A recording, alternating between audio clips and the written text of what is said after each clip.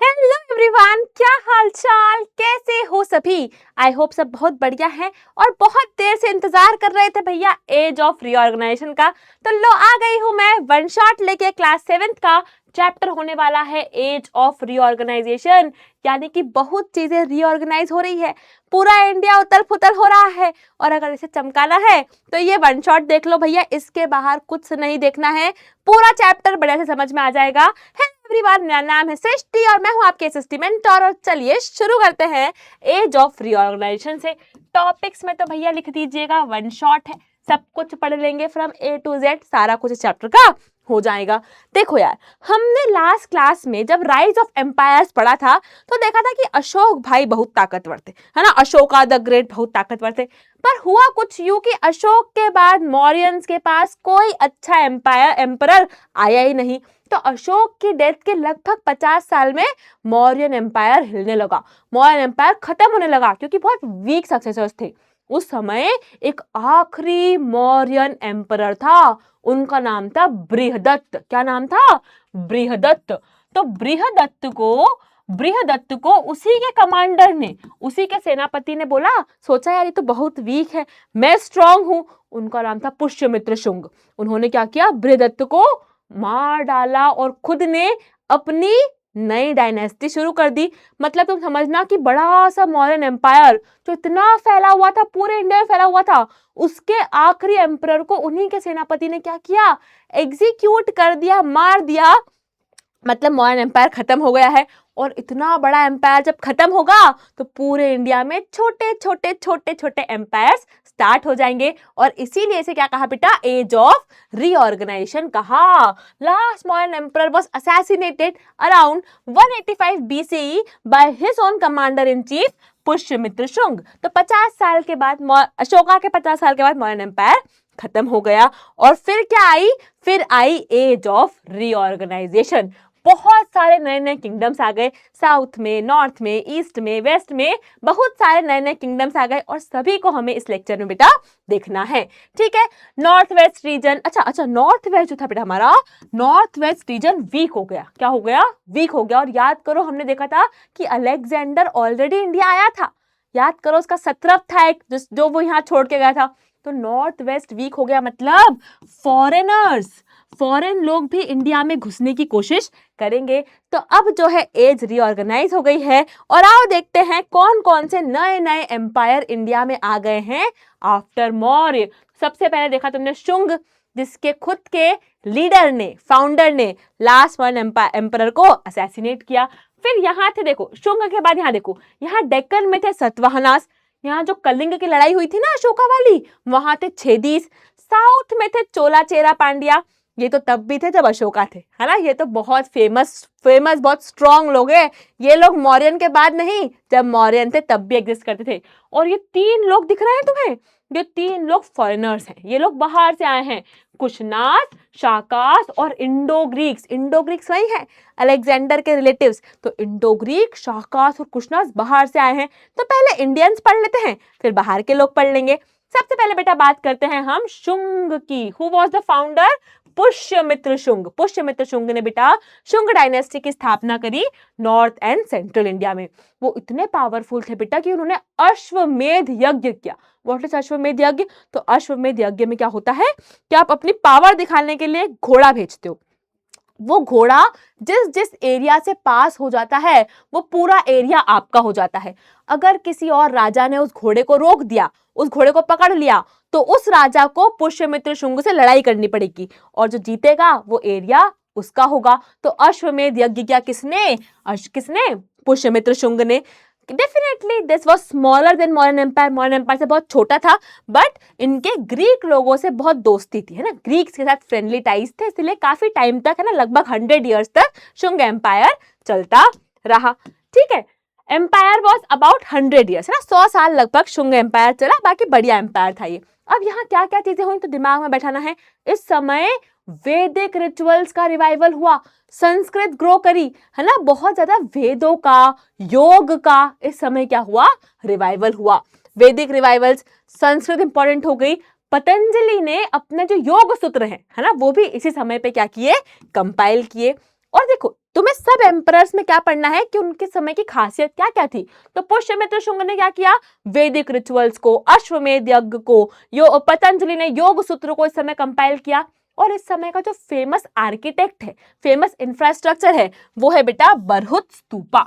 Bharhut stupa carving जो early Buddhist art example है, वो भी इसी समय शुंग एम्पायर के समय ही बना था। तो ये था भैया शुंग एम्पायर के बारे में।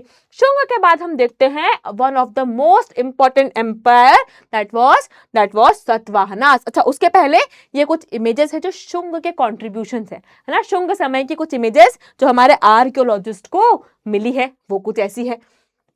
फिर आते हैं भैया सतवाहनास। सतवाहनास कहां पर रूल कर रहे हैं, डेक्कन में। सतवाहनास काफी ज्यादा बड़ी डायनेस्टी थी, काफी इंपॉर्टेंट थे। पता है क्यों? क्योंकि यहाँ पर विमेन की जो पावर थी वो काफी ज्यादा थी, है ना। यहाँ बच्चों के नाम, राजाओं के नाम मम्मियों के नाम पर रखते थे कि अगर रानी का नाम है, मम्मी का नाम है गौतमी, तो उनके बेटे का नाम क्या होगा, गौतमी पुत्र। अच्छा, आप अगर उस समय के होते राजा तो आपका नाम क्या होता, मुझे बताना। मेरा होता कीर्ति पुत्री, क्योंकि मेरी मम्मी का नाम कीर्ति है। तो यहाँ विमेन की जो एम्पावरमेंट है, विमेन का जो पावर है काफी ज्यादा था, है ना। यहाँ पर जो विडो वुमेन्स है, जिनके हस्बैंड की डेथ हो गई है, वो लोग भी यज्ञ कर सकती थी।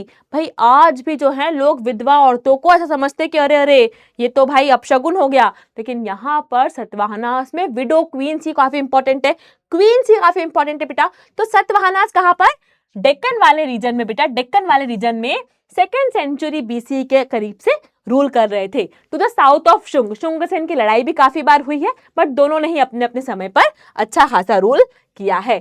Satavahanas were powerful dynasty. कहाँ थे ये, प्रेजेंट डे आंध्र प्रदेश, तेलंगाना और महाराष्ट्र में। इनके दो कैपिटल थे, one was Amaravati and one was Pratishthana, दो कैपिटल इनके यहाँ पर थे। इनके समय भैया ट्रेड बहुत बढ़िया था। इनके समय कुछ सिक्के मिले हैं, उन सिक्कों पर शिप बनी हुई हैं। इसका मतलब ये समझ में आया कि ये लोग तो शिप से, यानी कि ये लोग तो भैया मैरीटाइम ट्रेड करते थे, मैरीटाइम ट्रेड करते थे। इवन रोमन एम्परर तक, रोमन एम्पायर तक ये लोग ट्रेड यानी कि बिजनेस करते, यानी कि इनका जो रौला था वो तो बहुत प्लस प्लस था। ठीक है, coins issued by Satavahanas have found in various regions of India, Gujarat to Andhra Pradesh. और सिर्फ भैया जहां महाराष्ट्र तेलंगाना नहीं, गुजरात में भी सिक्के मिले हैं इनके, रोमन तक सिक्के मिले हैं इनके। मतलब इन लोगों की ट्रेड क्या थी, बढ़िया थी। ट्रेड कैसी थी बेटा, मैरीटाइम ट्रेड। देखो ऐसा कॉइन मिला जिस पे शिप बनी हुई है, मतलब ये लोग मैरीटाइम ट्रेड टेक्नोलॉजी में आगे थे, नेविगेशन टेक्नोलॉजी में ये लोग आगे थे। कौन, सतवाहनास। ठीक है, फार्मिंग थ्राइव। अच्छा, ऑल्सो भैया खेती बढ़िया हो रही थी। क्यों, क्योंकि इनके पास कृष्णा गोदावरी नदी थी, है ना। महाराष्ट्र डेक्कन वाले एरिया में कृष्णा जी भी हैं, गोदावरी जी भी हैं, तो बढ़िया फार्मिंग होती थी। Trade reached up to Roman empire, spices, textile, sandalwood, pearls, ivory, यही चीजें देखकर बाद में अंग्रेज हमारे देश में आए थे। तो यही चीजों का ट्रेड यानी कि यही चीजों का बिजनेस ये लोग करते थे। ठीक है, अच्छा कुछ चीजें बाहर से मंगवाते भी थे, शौकीन भी थे। ग्लास, कांच, परफ्यूम्स, है ना, अच्छी अच्छी खुशबुएं बाहर से मंगवाते थे, इंपोर्ट करते थे, मतलब शौकीन भी सतवाहनास थे। ट्रेड काफी बढ़िया इनके समय, काफी ट्रेड बढ़ा, काफी पैसा इन लोगों ने कमाया है सतवाहनास ने। Peace and prosperity led to growth in literature, art and culture, है ना। काफी लिटरेचर की ग्रोथ हुई, आर्ट की ग्रोथ हुई, कल्चर की ग्रोथ हुई। और क्यों, मेनली बिकॉज यहाँ पर विमेन एम्पावरमेंट बहुत ज्यादा बढ़िया देखने को मिला है। Prince were named after their mother, है ना। फॉर एग्जाम्पल गौतमी पुत्र सतकर्णी, मतलब गौतमी का बेटा। She has also donated land to Buddhist monks and had inscription carved at Nashik. और जो गौतमी है ना, ये भी बहुत फेमस क्वीन है, बहुत फेमस ये रही हैं। इन्होंने बुद्ध लोगों को, बुद्ध साधुओं को जमीनें दान में दी है। एक केव है, अगर आप लोग में से कोई भी गया हो, नाने घाट केव्स, तो नासिक के पास में है। उस नाने घाट केव्स में सब कुछ लिखा है गौतमी के बारे में, गौतमी पुत्र सतकर्णी के बारे में, इन्होंने कितनी जमीनें दी। तो नाने घाट केव्स जो है one of the important architecture है, किसका, किसका बेटा, सतवाहनास का। विडोड क्वीन, मैंने तुम्हें कहा कि जो विधवा औरतें हैं बेटा, वो भी यहाँ पर वैदिक रिचुअल्स, अश्वमेध यज्ञ तक विधवा औरतें यहाँ पर कर सकती थी। मतलब विमेन एम्पावरमेंट काफी बढ़िया था। सतवाहनास जो थे बेटा, वो वैसे तो वासुदेव कृष्ण भगवान की पूजा करते थे, पर दूसरे धर्म के प्रति भी, क्योंकि मैंने देखा, बताया ना, कोई बुद्धिस्ट मॉन्क्स को उन्होंने लैंड दे दी, तो ऐसा नहीं था कि दूसरे धर्म के लोगों को मारते थे, नहीं भैया, सबसे प्यार करते थे, सबसे बढ़िया ये लोग रहते थे।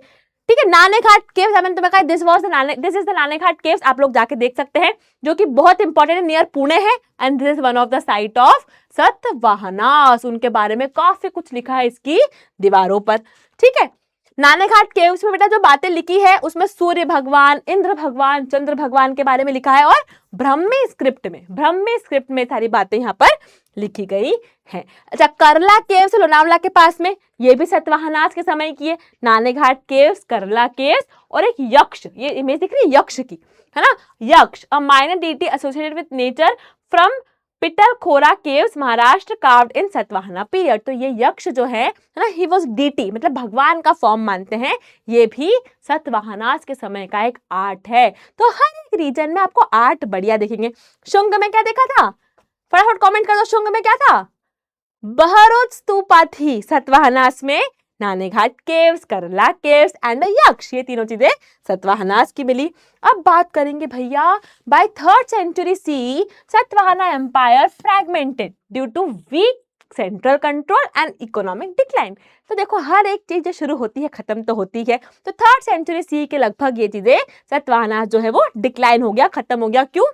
क्योंकि कोई बहुत कंट्रोल था नहीं, अच्छा राजा बचा नहीं था, गौतमी पुत्र के बाद ज्यादा बढ़िया राजा आया नहीं, तो वो एम्पायर भी यहाँ पर खत्म हो गया। अब चलते हैं छेदीस पर। छेदी कहाँ है, जहां कलिंग की लड़ाई हुई थी। छेदी के राजा का नाम है खारावेला। क्या नाम है, खारावेला, खारावेला, है ना। काफी बड़े जैन फॉलोवर्स थे, काफी बड़े जैन फॉलोवर थे, जैनिज्म में बहुत मानते थे। उदयगिरी खंडगिरी केव से भुवनेश्वर में वो इन्होंने बनवाई है, जैन साधुओं को डोनेट की है, जैनों के लिए काफी काम किया है, किसने, खारावेला ने। तो after decline of Maurya empire Kalinga काफी इंपॉर्टेंट हो गया था, वहां पर अशोका ने लड़ाई लड़ी थी, तो भाई काफी पावर मिल गई किसको, छेदी डायनास्टी को। किसको, छेदी डायनास्टी को। खारावेला क्या थे, बहुत बड़े राजा थे, इन्हें मॉन्क किंग भी कहते हैं। क्यों? क्योंकि जैन धर्म को उन्होंने बहुत फॉलो किया, खुद भी ऐसे साधु जैसा जीवन जीते थे, ऐसा नहीं कि लग्जरी में जी रहे, नहीं, मॉन्क, है ना, साधु टाइप का जीवन था, काफी दानवीर ये थे, है ना। उदयगिरी खंडगिरी केव्स बनवाए इन्होंने जैन साधुओं के लिए, काफी सुंदर सुंदर रूम्स है उसमें, and it was the first example of rock cut building, यानी कि आई थिंक फोटो है हमारे पास, यस। तो इतनी बड़ी रॉक थी, बहुत बड़ी रॉक थी, उसको काट काट के, है ना, उसमें कार्विंग कर करके ऐसे रूम्स बनवाए, किसके लिए, जैनों के लिए, जैन साधुओं के लिए। किसने, खारावेला ने। तो फर्स्ट एग्जाम्पल है ये रॉक कट बिल्डिंग का, काफी इंपॉर्टेंट है भैया। ठीक है, one cave has Hathigumpha inscription written in Brahmi script, it tells about Kharavela's achievement. और जो पूरी केव है ना उदयगिरी खंडगिरी की, इसमें एक इंस्क्रिप्शन को बोलते हैं हातिम गुम्फा इंस्क्रिप्शन। उस इंस्क्रिप्शन में, उस वाली दीवार पर सब कुछ लिखा है खारावेला के बारे में, कि उन्होंने क्या क्या जीता, क्या क्या किया, सब कुछ खारावेला के बारे में हमें कहां से पता चला, हातिम गुम्फा इंस्क्रिप्शन से। He also formed the council of saints and sages, respected all religion and repaired temples. This shows he protected every faith, which is an important part of Indian culture. और ये सब जो राजा है ना, ये वैसे नहीं थे कि हम हिंदू हैं, हम जैन हैं, हम बुद्धिस्ट हैं, तो हम दूसरे राजाओं को मारेंगे पीटेंगे, उनके मंदिर तोड़ेंगे। नहीं भैया, हम जैन हैं पर हम दूसरे रिलीजन से भी प्यार करते हैं। बुद्धिस्ट आ जाएगा उसको भी हम डोनेट करेंगे, समझ रहे हो। जैसे हमने क्या देखा कि सतवाहनास कृष्ण भगवान की पूजा करते थे, बट उन्होंने बुद्धिस्ट मॉन्क्स को जमीन फ्री में दे दी कि भैया आप जमीन रखो यार, आप इस पे बच्चों को पढ़ाओ। तो ऐसा सिस्टम था किसका, इन राजाओं का। कब आए बेटा ये सब, मौर्य खत्म होने के बाद इंडिया में हो गई एज ऑफ रीऑर्गेनाइजेशन, यानी कि टूट गया इंडियन एम्पायर, है ना। शुंग आ गए बीच में, सतवाहनास आ गए यहाँ साउथ में डेक्कन में, छेदीस आ गए कहां पर, इन द कलिंग वाले रीजन। अब क्या बचा, अब बचा हमारा एक तो साउथ चोला चेरा पांड्या, और बचा नॉर्थ जहां पर अंग्रेज फॉरेनर्स बैठे, है ना, Kushanas, Shakas and Indo Greeks. तो सबसे पहले देखो साउथ में चलते हैं, ये तीनों एम्पायर का रौला था, है ना। दिस वर बिफोर दिस, मतलब मौर्यन जब थे ना तब भी चोला चेरा पांड्या एग्जिस्ट करते थे।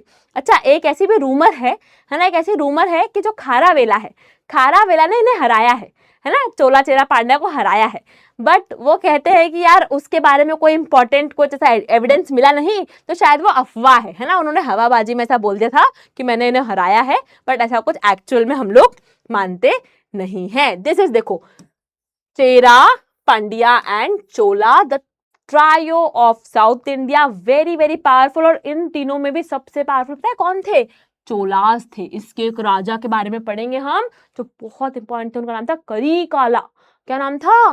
करिकाला। करिकाला काफी इंपॉर्टेंट राजा थे ये, इनके बारे में पढ़ेंगे। इन्होंने भैया डैम बनाया है, ग्रैंड एनिकट डैम, है ना। इन्होंने चोलास को राइस बोल बना दिया था। क्या क्या था सिस्टम, अब हम लोग चमकाने वाले हैं। तो भैया देखो, ड्यूरिंग मौर्यन टाइम्स भी ये इंपॉर्टेंट है, ये इंडिपेंडेंट थे। खारावेला भाई ने ऐसा क्लेम किया था कि हैड डिफीटेड देम, बट ऐसा कभी कुछ हुआ नहीं है, ऐसा कुछ बैटल की लोकेशन या कोई इंस्क्रिप्शन पे ऐसा लिखा नहीं है, तो इसको हम लोग झूठ मानते हैं, ठीक है। क्योंकि रौला जमाने के लिए भी देखो कोई कोई कुछ कुछ कह देता है, तो इतना इंपॉर्टेंट हम उसको मानेंगे नहीं। अच्छा, इस समय बेटा संगम एज काफी इंपॉर्टेंट है, क्वेश्चन यहाँ से आएगा। संगम का मतलब क्या होता है? कलेक्शन, मिलना, ठीक है। तो संगम मतलब कलेक्शन, मिलना। कौन मिल रहा है? कौन मिल रहा है भैया? पोएट्स मिल रहे हैं।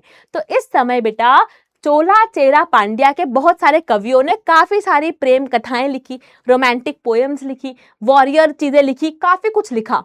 तो जितना सब कुछ लिखा उस सबको एक जगह, एक लिटरेचर, एक बॉक्स मान लो, एक जगह पर कलेक्ट कर लिया, और उस एज को, उस समय को कहा संगम एज, संगम लिटरेचर, कि सारे पोएट्स की सारी कहानियां सब कुछ एक जगह आ गई, और इस एज को क्या कहा बेटा?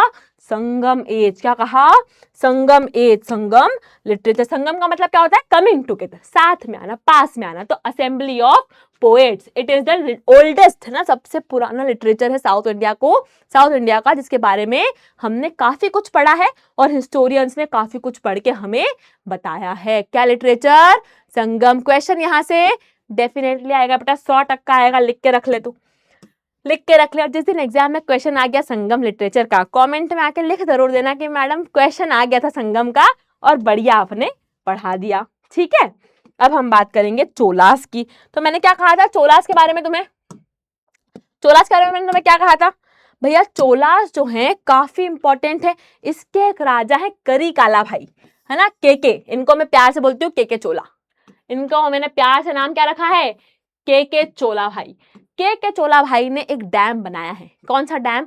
द ग्रैंड एनिकट डैम, है ना। ग्रैंड एनिकट डैम का क्या कहानी थी वो बताऊंगी, बट उसके पहले इन्होंने चेरास और पांड्यास को भी हराया है। चेरास और पांड्यास को भी हराया है, मतलब तीनों में सबसे पावरफुल कौन हो गए? चोला भाई हो गए। क्या नाम है राजा का? के चोला। अच्छा, इन्होंने बेटा देखो, एक कावेरी नदी बह रही है, कावेरी रिवर, कावेरी नदी पर इन्होंने एक डैम बना दिया। क्या नाम था डैम का? कल्लनाई या ग्रैंड एनिकट डैम। और कावेरी नदी का पानी डाइवर्ट करा। क्या किया? डाइवर्ट। कहां पर? चोला एम्पायर में। और पानी डाइवर्ट करने से चोलास के पास इतना पानी हो गया, इतना पानी हो गया कि उन्होंने बहुत सारा राइस उगाया, और इसीलिए उन्हें राइस बोल ऑफ साउथ भी कहते हैं। क्यों? क्योंकि उनके पास एक डैम था, ग्रैंड एनिकट या कल्लनाई डैम। किसने बनवाया? के चोला भाई ने। क्या करा उस डैम ने? कावेरी नदी का जो पानी है, रिवर वाटर, उसको डाइवर्ट कर दिया चोला एम्पायर में, और काफी पानी हो गया चोलास के पास। तो उन्होंने बढ़िया राइस उगाया और उसे क्या कहा? राइस बोल ऑफ इंडिया कहा। This is a dam, this is a real photo जो साउथ इंडिया में अभी भी है, ठीक है। नेक्स्ट हम बात करेंगे बेटा चेरास की। ठीक है।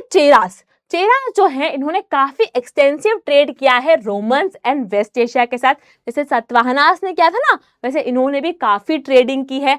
They became a hub of export for spice, timber, Ivory and pearl, है ना। काफी चीजें भेजते थे बाहर।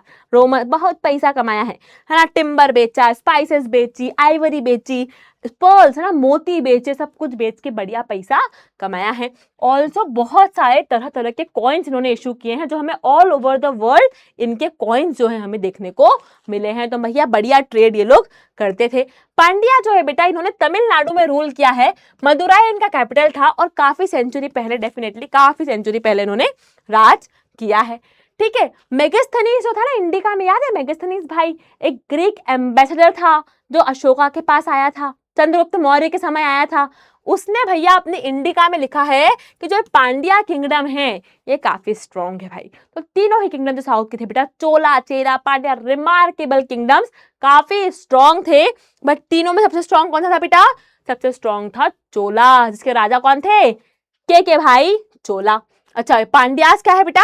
देवर इंपॉर्टेंट नेवल पावर, है ना, इनके पास भी अच्छी नेवल पावर थी, बढ़िया नेवी रख रखी थी इन्होंने, शिप वगैरह का यूज करके ये लोग भी ट्रेडिंग करते थे। Little Pandya helped in art architecture and made the region rich and prosperous. काफी आर्ट आर्किटेक्चर बढ़ा इस समय, काफी रीजन को उन्होंने रिच किया, प्रॉस्परस किया, यानी कि रीजन की ग्रोथ, कहाँ की? साउथ इंडिया की ग्रोथ इन्होंने काफी ज्यादा की है। तो भैया समझ में तो हमें काफी सारी चीजें आ गई, है ना, चोला, चेरा, पांड्या, सतवाहना, छेदी, सब कुछ समझ लिया। 3 मेजर किंगडम्स बच गए, कहाँ के? नॉर्थ के, इंडो ग्रीक्स, शाकास और कुशनास। तो कहानी सिंपल है, देखो सबसे पहले इंडो ग्रीक किंगडम आया, क्यों? क्योंकि अलेक्जेंडर भाई ऑलरेडी ग्रीक आर्किटेक्ट को इंडिया में ला चुके थे। सबसे पहले इंडो ग्रीक्स आए, इंडो ग्रीक्स जानने के बाद शाकास आए, शाकास ज्यादा कुछ नहीं किया, उन्होंने बस एक शाका कैलेंडर दिया है, वो पढ़ लेंगे। फिर आते हैं कुशनास, उसका एक राजा आता है कनिष्क, वो बहुत इंपॉर्टेंट भाई, उनका रौला अलग लेवल का था। उनका एक हेडलेस स्टैच्यू, मतलब बिना मुंडी का स्टैच्यू, काफी फेमस है हिस्ट्री में। सबसे पहले चल लेते हैं इंडो ग्रीक, जो अलेक्जेंडर के डिसेंडेंट्स थे, है ना, अलेक्जेंडर भाई जी ने छोड़ के गए थे, वो लोग चलते रहे। नॉर्थ वेस्ट रीजन को इन्होंने काफी समय तक रूल किया बेटा, ठीक है। अच्छा, इंडियन कल्चर को अडॉप्ट कर लिया है इन्होंने, ये नहीं कि ग्रीक से आए हैं तो ग्रीक ग्रीक खेलेंगे, नहीं। तीनों जो लोग हैं, ग्रीक, शाकास, कुशनास, इंडिया में आके इंडिया के रंग में रंग गए, है ना। इन्होंने एक पिलर बनवाया था, हीलियोडोरस पिलर, विदिशा में, वहां पर बात लिखी है कृष्ण भगवान के बारे में। मतलब इंडिया में आके, है ना, भले ही हीलियोडोरस पिलर ग्रीक से आया है, बातें किसकी लिखी है? वासुदेव भगवान की, कृष्ण भगवान की। मतलब इन्होंने भैया इंडिया आके इंडिया में घुल मिलिए गए थे, ठीक है। Inscription on this pillow list virtues like self restraint, charity, consciousness, है ना। तो इसके बारे में हीलियोडोरस पिलर पे लिखा है कि आपको भाई बहुत कॉन्शियस रहना चाहिए, आप सेल्फ रिस्ट्रेंट रहो, खुद पे कंट्रोल रखो, है ना, मन को कंट्रोल में रखो, काबू में करो, चैरिटी करो, डोनेशन करो, और वासुदेव भगवान के बारे में यहाँ पर लिखा गया है। अच्छा, इनके जो सिक्के थे, इनके सिक्कों पर एक तरफ ग्रीक गॉड थे और दूसरी तरफ Indian God like Vasudev and Lakshmi थे। समझ में इससे क्या आया हमें? सीधा सीधा कि इंडिया आके इंडिया के रंग में रंग गए थे कौन लोग? Indo Greek people. अब बात करेंगे द शाकास की, है ना। इंडो ग्रीक्स के बाद बेटा 2nd सेंचुरी बीसीई से आ गए शाकास, जिन्होंने लगभग 5th सेंचुरी सी तक काफी लंबा रूल किया है। 2nd century BC, before Christ से 5th सेंचुरी सी तक लगभग, बताओ कितने साल हो गए? कमेंट में जिसने इसका सही जवाब दिया उसको मैं शाउट आउट दूंगी। कितने साल हो गए? कमेंट करो, कितने साल हो गए 2nd सेंचुरी बीसी से 5th सेंचुरी सी तक? कितने ईयर्स हुए टोटल? जल्दी बताओ, कमेंट डाउन। चलो, अच्छा, इन्होंने एक कैलेंडर, है ना, शाखा संवत कैलेंडर, आपने सुना होगा Vikram Samvat calendar, Gregorian calendar, जनवरी, फरवरी, मार्च जो हम कैलेंडर यूज करते हैं उसे कहते हैं ग्रेगोरियन कैलेंडर। ऐसे इन्होंने अपना कैलेंडर यूज किया, शाखा संवत कैलेंडर। ये लगभग 78-79 ईयर्स पीछे है फ्रॉम द ग्रेगोरियन, मतलब ग्रेगोरियन में अभी चल रहा है 2026, तो शाखा में चल रहा है 79 ईयर्स पहले, है ना, इतना पीछे है फ्रॉम द ग्रेगोरियन कैलेंडर। इसे इंडिया का नेशनल कैलेंडर भी कहते हैं। 1957 में हमने इसको इंडिया के नेशनल कैलेंडर को का मतलब उपाधि दी है ना, उसको हमने ऐसा माना है कि this is the India's national calendar. ये नहीं पता होगा तुम्हें, है ना। नेशनल बर्ड, नेशनल फ्लावर, ये सब तो तुम्हें पता होगा। नेशनल कैलेंडर क्या है? शाखा संवत कैलेंडर, जो 78-79 ईयर्स बिहाइंड चल रहा है, किससे? ग्रेगोरियन कैलेंडर से, ठीक है। द रुशनास कैसे लिखा है भाई? कुशनास है यार, द कुशनास है, रुशनास लिख दिया। अरे भैया रुक जाओ, द कुशनास के, द कुशनास, कुशनास भाई लोगों ने कहा रूल किया है बेटा? तो इन्होंने भी हमारे इंडिया पे अच्छा खासा रूल किया है। सेंट्रल एशिया से आए थे और 2nd सेंचुरी सी, लगभग जब हमारे ये शाकास बाय बाय हो रहे थे, लगभग, नॉट लगभग, वो तो 5th सेंचुरी सी तक चले, तो लगभग उस समय के आसपास कुशनास कहां से आ गए? सेंट्रल एशिया से इंडिया में आ गए, और बहुत बड़ा एम्पायर उन्होंने बेटा हमारे नॉर्थ इंडिया में क्रिएट किया है। इसके सबसे फेमस रूलर थे कनिष्क।